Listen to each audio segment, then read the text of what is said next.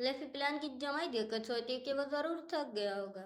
हमें यह भी पता चलता है कि जब वो उसे तैयार कर रहे थे तो प्लान सो गया था और लेफी ने सोचा कि यह बहुत क्यूट था। लेफी प्लान से पूछती है कि क्या वो अपने कमरे में वापस जाकर सोना चाहेगा। प्लान जमाई लेते हुए वजाहत करता है कि वो अपने ही वेलकम बैंकोर से जल्दी नहीं जा सकता। लेफी कहती है कि आप अब भी एक बेबी हैं, सब समझ जाएंगे, इसलिए हमें बाय बाय करके चले जाना चाहिए। ये सुनकर प्लान गुस्से से लेफी को घूरता है क्योंकि उसने बेबी और बाय बाय कहा था। लेफी अपना मुंह ढांप लेती है और महसूस करती है कि उससे गलती हो गई है। प्लान कहता है कि उसने उसे बच्चा समझने से मना किया था। लेफी देखती है कि प्लान अब भी ड्रॉसी है और सोचती है कि यह बहुत प्यारा है। वो उससे कहती है कि उन्हें उसके कमरे में वापस जाना चाहिए और अगर चलना मुश्किल हो तो उसे उठा सकती है। प्लान लेफी का हाथ धकेल देता है और कहता है कि उसे ये जरूरत ना हो। लेफी कहती है कि वो सिर्फ ऑफर कर रही थी। प्लान कहता है कि वो सिर्फ दखल दे रही थी। लेफी मुंह बनाते हुए कहती है कि उन्हें वापस जाना चाहिए। प्लान हाँ में सर हिलाता है। अचानक प्लान रुक जाता है, वो दूर भागता है और उनके पीछे आग में जलती हुई एक स्वॉर्ड की तरफ इशारा करता है। लेफी और मिलाड मुड़कर देखते हैं और देखते हैं कि एक स्वॉर्ड में शोले निकल रहे हैं। उन्हें पता चलता है कि वही नाइट जिसने प्लान की हिफाजत करना चाही थी, स्वॉर्ड का मालिक था। मिलाड चिल्लाता है, बचाओ! अचानक एक जोरदार धमाका होता है। प्लान लेफी पर चिल्लाता है, दूर हट जाओ! जब वो देखता है कि लेफी उसकी तरफ भागी आ रही है, लेकिन लेफी नहीं सुनती और उसके बजाय धमाके से उसकी हिफाजत के लिए प्लान के ऊपर छलांग लगा देती है। प्लान उसे गले लटकेता है। धमाका खत्म होने के बाद हम लेफी को जमीन पर प्लान को गले लगाए हुए देखते हैं। वो दर्द में नजर आ रही है। प्लान कहता है, रुको! वो लेफी को खुद से दूर धकेल देता है, पूछता है कि क्या वो पागल है। लेफी को रिलीफ होती है कि यह खत्म हो गया है। प्लान नौकर पर चिल्लाता है, क्या तुम मुझसे मजाक कर रहे हो? पानी और तौलिया यहाँ लाओ। नौकर फौरन मान जाता है। पानी और तौलिया लाने के बाद प्लान लेफी को पकड़ता है और उसकी ब्लीडिंग को रोकने के लिए पानी और तौलिया इस्तेमाल करता है। ऐसा करते हुए लेफी कहती है कि उसे दर्द हो रहा है। प्लान चिल्लाकर जवाब देता है, हिलना मत! प्लान के लिए लेफी के जख्म को हील करते हुए वो सोचता है कि क्या उसने उसकी बात मानी थी या नहीं। क्या उसने उसे दूर जाने को कहा था? अचानक मिलर प्लान से पास आया, दौड़ता हुआ आया और कहता है, आपके हाइन इस धमाके की वजह शॉट के हैंडल में एक ज्वेल थे। स्केल को देखते हुए ये हाईली प्रोबेबली है कि ये एक आर्टिफैक्ट था। देर के लिए बाहर गया था और वापसी पर उसकी टांग मच गई। मिलर तस्दीक करता है, प्लान इजाफा करता है, शायद उसी वक्त किसी ने उस पर माइंड मैनिपुलेटिंग मैजिक इस्तेमाल की हो। अब जबकि हम जानते हैं मैं उसे सॉल्व करने में उसकी मदद करूंगा। मिलाड मान जाता है। लेफी सोची कि धमाका बालकनी के बिल्कुल करीब हुआ था। उसे यकीन है कि किसी ने प्लान को मारने का इरादा किया था। उसे यह भी इल्म है कि प्लान खुद जानता था कि कोई उसे आज मारना चाहता था, क्योंकि ये वही जगह है जहाँ उसकी वेलकम तकरीब हो रही थी। लेफी प्लान की तरफ देखती है और उसके रद्द-ए-अमल को याद करती है कि वो उस सबके लिए कितना कम था। हमें यह भी पता चलता है कि ये इसलिए क्योंकि प्लान दूसरों की उसे मारने की इंटेंशन से बखूबी वाकिफ है। प्लान लेफी से कहता है, ये पहली बार है कि मैंने तुम जैसा स्ट्रेंथ पर्सन देखा है। जिस किसी लाइफ खतरे में हो उसे भागना चाहिए। तुम मेरी तरफ क्यों भागी? तुम बहुत स्टूपिड हो। लेफी जवाब देती है, मेरा यकीन है कि आप धमाके में नहीं मर सकते थे। प्लान पूछा, इसका क्या मतलब है? प्लान पूछा, इसका क्या मतलब है? लेफी जवाब देती है, आपके हाइनेस धमाके में नहीं मरते। और अगर मैं भागती तो बाद में मेरा सर कलम कर दिया जाता है ना। इसलिए मैंने कैलकुलेट किया कि आपकी थ्रेट धमाके से ज़्यादा सीरियस थी। मैं एक बहुत कैलकुलेटिंग पर्सन हूँ। ये जवाब प्लान को थोड़ा सा अनॉयड करता है और वो कहता है कि वो बहुत वियर्ड है। लेफी कहती है कि वो उसकी केयर लेगी। प्लान जवाब देता है, तुम्हें अपने मुंह में चोट लगनी चाहिए थी। फिर हमें पता चलता है कि शहजादे की वेलकम तकरीब अफरा तफरी में खत्म हुई। इमरा के थ्रू एक सिंपल इन्वेस्टिगेशन हुई। जख्मियों को शाही महल में ट्रीट किया गया। विजर्ड ने स्किन का एनालिसिस किया लेकिन कल्प्रिट नहीं ढूंढ सके। नाइट को प्लान के महल के सामने उसकी हिफाजत के लिए तैनात कर दिया गया। उस गहरी रात में जब हर कोई टेंशन और अलर्ट में था, लेफी ने प्लान के कमरे में घुसना डिसाइड किया। कमरे के अंदर लेफी ने प्लान से रिक्वेस्ट की कि वो उसके साथ हो जाए। ये सुनकर प्लान ब्लश होने लगा। उसने पूछा, क्या तुम पागल हो? लेफी ने वजह की कि जब तक उन्हें पता नहीं चल जाता कि एक्सप्रेशन आर्टिफैक्ट कहाँ से लाया गया था, उन्हें केयरफुल रहना होगा। अगर कुछ हुआ तो उसे फौरन उसके साथ भागना होगा। प्लान थोड़ा सा गुस्से से कहता है कि उसने उसे रश नहीं करने को कहा था। लेफी कहती है कि यह सिर्फ एक एक्सट्रीम फैक्ट है। एक बच्चे की बॉडी में भागने की एबिलिटी एक लिमिट होती है। मिलाड बाहर है और वो अंदर है, और मिलाड भी उसे आइडिया से एग्री कर चुका है। प्लान कहता है कि लेकिन वो एग्री नहीं करता। लेफी कहती है कि उससे वोट का राइट नहीं है। ये सुनकर प्लान और गुस्सा हो जाता है और तकिया फेंक कर चिल्लाता है, बाहर जाओ। लेफी वो तकिया कैच कर लेती है और उसे ये समझती है कि प्लान ने उसके साथ सोने की इजाजत दे दी, और वो शुक्रिया अदा करती है। लेफी प्लान को यकीन दिलाती है कि फिक्र ना करे क्योंकि वो भागने में बहुत अच्छी है। वो तस्दीक करती है, क्या मैंने आपको सिर्फ कुछ घंटे पहले नहीं बचाया था? प्लान इजाफा करता है, तुम जख्मी भी हो गई थी। लेफी मुस्कुराती है और कहती है, लेकिन आप तो नहीं मरे। वो प्लान से पूछती है, अगर मैं जख्मी हो जाती तो क्या आप उसका इलाज करते? फिर हम एक फ्लैशबैक देखते हैं जहाँ नौकर ने प्लान को बताया कि विजर्स आ गए हैं, और विजर्स को हुक्म दिया कि फौरन लेफी के जख्म का इलाज करें। विजर्स थोड़ी कंफ्यूज हुए और वजाहत की कि वो एक्सप्रेशन की इन्वेस्टिगेशन करने आए। प्राण ने उन पर चिल्लाकर पूछा कि क्या उन्होंने नहीं सुना कि उसने अभी क्या कहा था, सिर्फ लेफी का इलाज करें। विजर्स ने तस्दीक की और कहा कि उन्हें समझ आ गया। उसके बाद हमें पता चलता है कि विजर्स ने लेफी के जख्म का इलाज किया, हालांकि ये फेटल वाउंड नहीं था। लेफी ने सोचा कि जल्दी ठीक हो जाना अच्छा है। शहजादा पेरी और मैं कपल थे वैसे भी। अफवाहें कि मेरे पास बहुत पावर है, और अगर मैं आपकी हाईनेस डेंजर में हुई तो मैं सबसे पहले मारी जाऊंगी। मुझे हॉर्रिबली टॉर्चर किया जा सकता है, इसलिए अगर आप मुझ पर बिलीव है तो मैं मिलाड से भी प्रोटेक्शन हासिल कर सकती हूँ। हकीकत में लेफी ने ज्यादा फिक्र नहीं की। उसके प्लान के कमरे में आने की वजह डेंजर से ज्यादा प्लान की फिक्र थी। लेफी प्लान से कहती कि वो उसके पास आएगी और उसका हाथ पकड़ेगी। वो कहती कि दर हकीकत जब वो सो जाती है तो साउंडली सोती है। प्लान कंफ्यूज होकर कहता है कि वो उसे प्रोटेक्ट करने आई है और अब उसे जगाना पड़ेगा। लेफी जवाब देती है कि अगर आप ऐसा करेंगे तो मैं ग्रेटफुल होंगी। मैं जस्ट किडिंग कर रही हूँ। अगर मुझे अपने पास कोई शैडो महसूस हुआ तो मैं फौरन जाग जाऊंगी। इसलिए सबसे पहले ब्रैक करम उठे और मेरी तरफ हाथ हिलाएं। मैं फौरन जाकर भाग जाऊंगी। प्लान हैरान होकर पूछता है कि वो ये कैसे जान सकता है कि जब वो सो रही होगी। लेकिन सहम जाती है, सोचती है कि उसने ये एक नॉवल में देखा था। वो प्लान से तस्दीक करती कि क्या वो साउंड के लिए सेंसिटिव है। वो कहती कि उसने सिर्फ गेस किया था और उम्मीद है कि वो सही थी। हमें पता चलता है कि प्लान आसानी से कड़कड़ाहट की आवाज से जाग जाता था। उस वक्त लेफी ने सोचा था कि यह सिर्फ एक सेंसिटिव पर्सन को एक्सप्रेस करने के लिए सेटिंग थी, लेकिन अब उसे लगता है कि यह उन थ्रीट की वजह से था जो प्लान ने काउंटलेस टाइम झेली थी। प्लान पूछता है कि वो तकिया यहाँ क्यों लेकर आई है। लेफी कहती है कि वो यहीं सोएगी। वो अपना हाथ बेड तक पहुंचाएगी, उसे बस उसके हाथ पकड़ना होगा।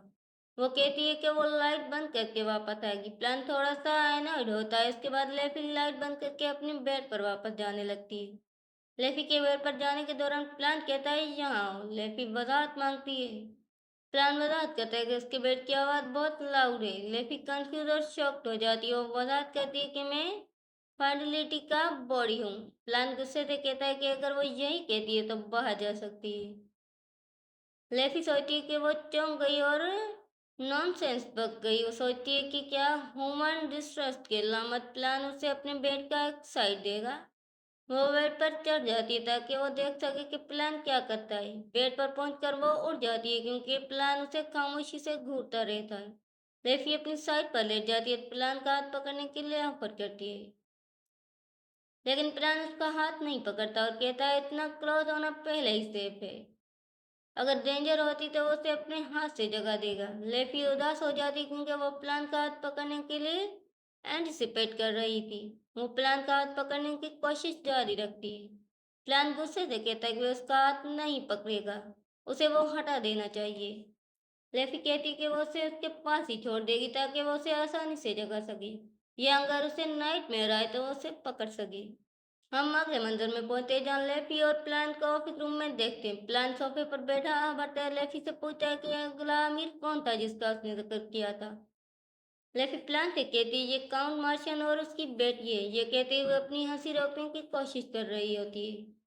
प्लान लेफी को हंसी रोकते देखता है और उसे रुकने को कहता है। लेफी हंसी रोके रखती है और कहती है उसने हंसा नहीं था। लेकिन प्लान जानता है ऐसा नहीं है और वो लेफी को घूरने लगता है। उसी दौरान लेफी सोचती है कि प्लान की मौजूदा सूरत हाल बस बहुत मजाक का खेल है। फिर हम कुछ घंटे पहले एक फ्लैशबैक में चले जाते हैं। एक अमीर ऑफिस रूम में दाखिल हुआ और उसने अपना तारुफ प्लान से कराया। वो अपनी बेटी को भी साथ लाया था। बेटी ने भी झुककर प्लान को सलाम किया। लेफी ने यह देखा कि वो उलझन में पड़ गई और सोचने लगी कि वो अपने बच्चे को क्यों लाया। क्या कुछ हुआ है? अमीर ने अपना गला साफ किया और प्लान से कहा, अब जबकि मैं आप दोनों को इकट्ठे देख रहा हूँ, मेरी बेटी और आप एक जबरदस्त जोड़ी लग रहे हैं। इसी दौरान अमीर की बेटी शर्मा गई और उसका दिल धड़कने लगा। ये सुनकर लेफी और प्लान दोनों हैरान रह गए। लेफी अपने होंठ काटने लगी ताकि हंसने पर काबू पा सके।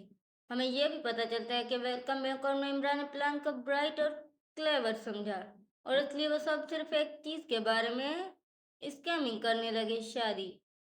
जब अमीर और उसकी बेटी चले गए तो लेफी ढेर हो गई और जोर जोर से हंसने लगी। प्लान ने अपनी मुट्ठियां बंद कर ली और लेफी से हंसना बंद करने को कहा।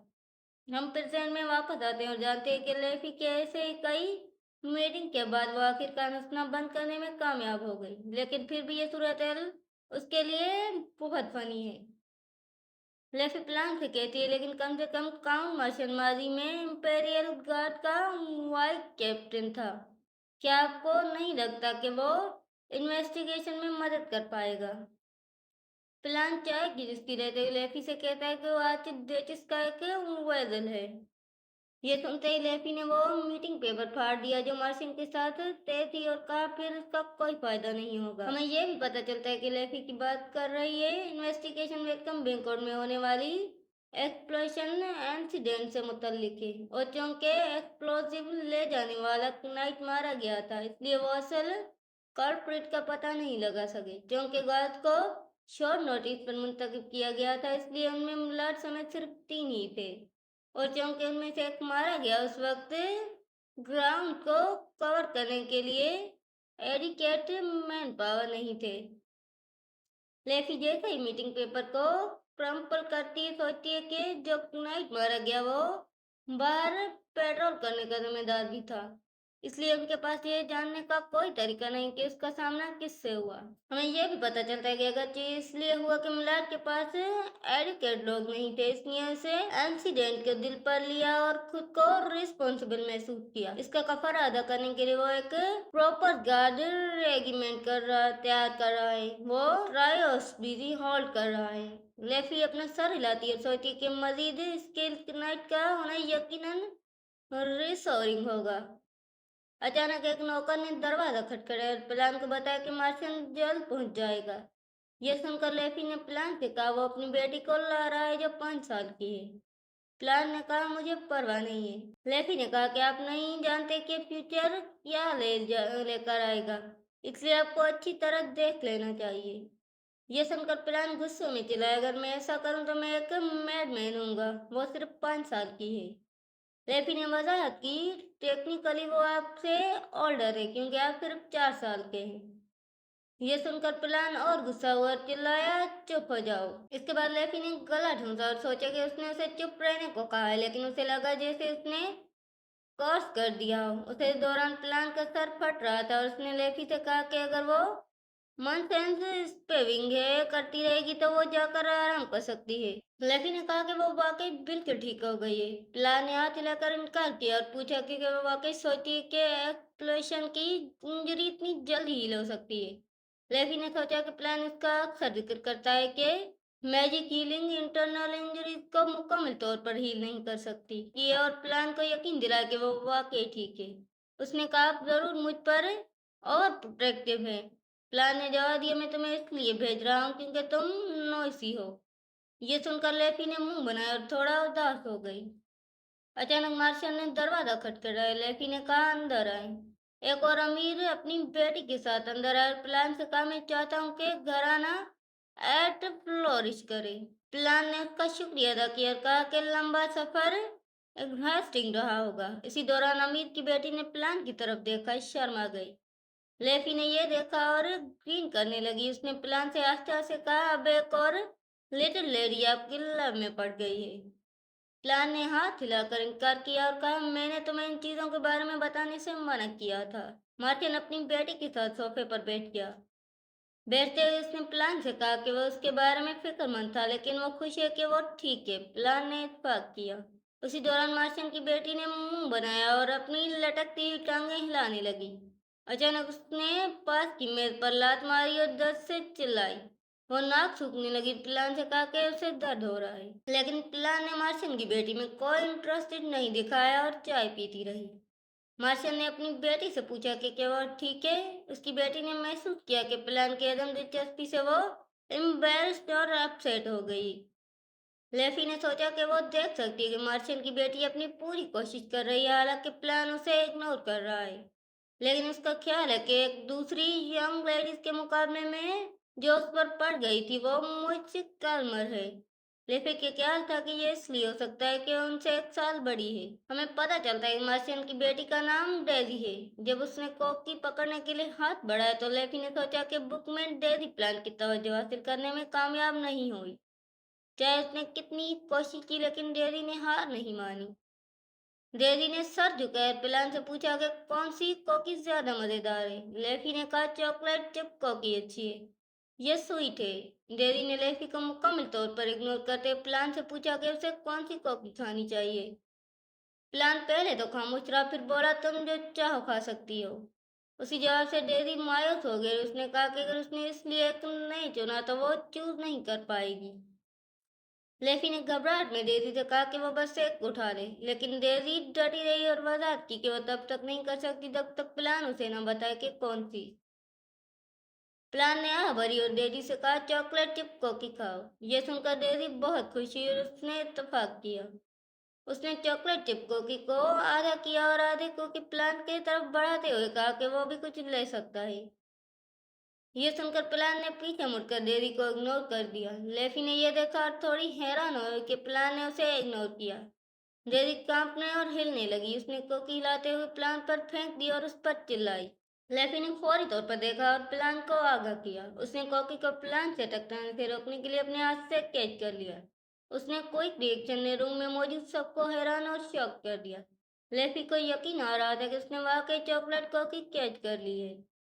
लेफी ने सोचा कि डेजी की अनबिलीवेबल वीक थ्रो एक एक्सपेक्टिंग ट्रिक शॉट में बदल गई। उसने प्लान को कुकी पेश की और कहा कि यह उसके मेहमान की तरफ से है। यह सुनकर प्लान स्पीचलेस हो गया। लेफी ने झुककर ऑकवर्डली कुकी एक प्लेट पर डाल दी। उसी दौरान मार्शल ने सबोनी लगाकर अपनी बेटी की डेजी से कहा कि वो ऐसा नहीं कर सकती। उसने उससे दरख्वास्त की कि ना करे। मार्शल ने प्लान से कहा, मैं बहुत मोहरत खा हूँ। उसने उससे दरख्वास्त की कि ना करे। मार्शल ने प्लान से कहा, मैं बहुत मोहरत खा हूँ आपकी हाईनेस, मेरी बेटी अभी बहुत छोटी है और इमेच्योर है। ब्राय करम उसके लिए मुझे ब्लेम करे। यह सुनकर प्लान ने अपनी चाय मेज पर रखी और जवाब दिया, बिल्कुल। पहला, तुमने इस रूम में दाखिल होने से पहले बिहेव करने को नहीं कहा। दूसरा, तुमने अपनी मेच्योर चिल पर नजर नहीं रखी। तुम्हें इन दोनों बातों की रिस्पॉन्सिबिलिटी लेनी होगी। शायद इस बार भोंक भोंक अच्छा रहेगा। मार्शिया ने जवाब दिया, मैंने अभी एक नई कंपनी शुरू की है, इसलिए मुझे बहुत सी मीटिंग में बोलना होगा। ब्राय करम मुझे भोंक भोंक कहने पर मजबूर ना करें। ये जवाब सुनकर प्लान ने मार्शन की तरफ देखा, जिससे वो कांपने और लड़ने लगा। प्लान ने कहा, मैं ये आप पर छोड़ता हूँ कि दूसरी इमरा को बता दें कि वो अपने बच्चों को मुझसे मिलाने न लाए। मार्शन ने वजाहत मांगी। प्लान ने कुकी तोड़ने होते वजाहत की, आज के बाद अगर कोई और अमीर अपने बच्चों को यहाँ लेकर आया तो उसका सर उसकी कोकी की तरह हो जाएगा। ये वजाहत सुनकर मार्शन हाँफा और चलाया। मैं समझ गया। वो अपनी बेटी के साथ दरवाजे की तरफ भागा। रास्ते में झुका और प्लान का शुक्रिया अदा किया कि उसने उसे समझा। उस दौरान डेजी ने प्लान की तरफ एक नजर डाली। जब वो चली गई तो प्लान ने सोफे पर फिसलते हुए राहत की बड़ी आह भरी। उसने अपना माथा रगड़ते हुए लेफी से कहा कि उसे इन्हें बताना पड़ेगा कि अब सिर्फ एक किस्म की कुकी पेश करे। लेफी ने कहा, चॉकलेट चिप कुकीज अच्छी रहेंगी। यह सुनकर प्लान थोड़ा अनॉयड हुआ। लेफी ने मुस्कुराते हुए जवाब दिया, लेकिन आपने इस लिटिल लेडी पर कभी अपनी आवाज नहीं उठाई, ये काबिल तारीफ है। हमें पता चलता है कि सिर्फ आज ही काफी सारी यंग लेडीज प्लान पर फरिश्ता हुई। डेजी पहले थी जिसने उस पर कुछ फेंका, लेकिन पिछले कुछ दिनों में उसकी तवज्जो हासिल करने की कई इस तरह की कोशिशें हुई थी। हालांकि उसे गुस्सा होने का हर हक था। प्लान ने किसी बच्चे पर अपना गुस्सा नहीं निकाला। लेफी हंसी और प्लान से पूछा कि ये मुमकिन है कि उसने इसलिए। प्लान ने गुस्से से जवाब दिया, कौन सा गार्बेज एडेंट एक बच्चे के लिए फीलिंग रखता है। ये सुनकर लेफी को अफसोस हुआ कि उसने उसे इस तरह छेड़ा। प्लान ने कहा, बच्चों को ब्लेम नहीं दिया जाना चाहिए, वो अभी इनफ नहीं जानते। शायद वो इस तरह बर्ताव करते हैं क्योंकि उनके पेरेंट्स बहुत डोटिंग थे। अगर उन गलतियों पर क्रिटिकेशन की तरह जाए, कॉडल किया जाए।